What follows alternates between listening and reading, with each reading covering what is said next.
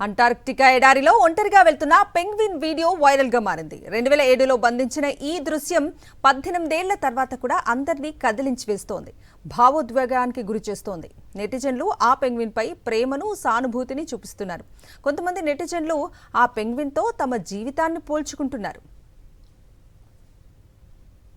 అన్ని పెంగ్విన్లు ఒకవైపు, కానీ ఆ పెంగ్విన్ గమ్యం మాత్రం మరోవైపు. ఇతర పెంగ్విన్లు ఆహారం కోసం వెళ్తుంటే మరో పెంగ్విన్ మాత్రం ఆహారం దొరకని మంచు పర్వతాల వైపు ఒంటరిగా ప్రయాణిస్తోంది.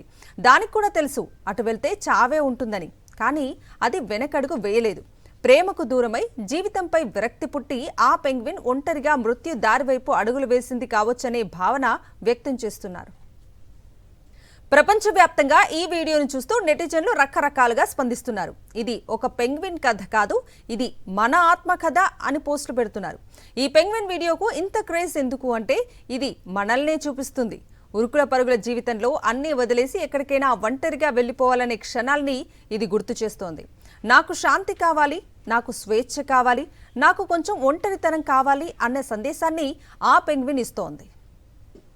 ప్రముఖ దర్శకుడు పూరి జగన్నాథ్ కూడా ఈ పెంగ్విన్ ప్రవర్తన వెనుక ఉన్న అసలు భావోద్వేగాన్ని గతంలో తన మ్యూజిక్స్లో వివరించారు. సాధారణంగా మగ పెంగ్విన్ తన భాగస్వామికి చాలా నిబద్ధతగా ఉంటుందని, ఒకసారి జోడీ కుదిరితే జీవితాంతం అదే బంధాన్ని కొనసాగిస్తుందని పూరి చెప్పారు. అయితే ఆడ పెంగ్విన్ వంచిస్తే మగ పెంగ్విన్ తట్టుకోలేకపోతుందని, అప్పుడు అది తన గుంపును, సముద్రాన్ని కూడా వదిలేసి ఒంటరిగా దూరంగా వెళ్లిపోతుందని పేర్కొన్నారు.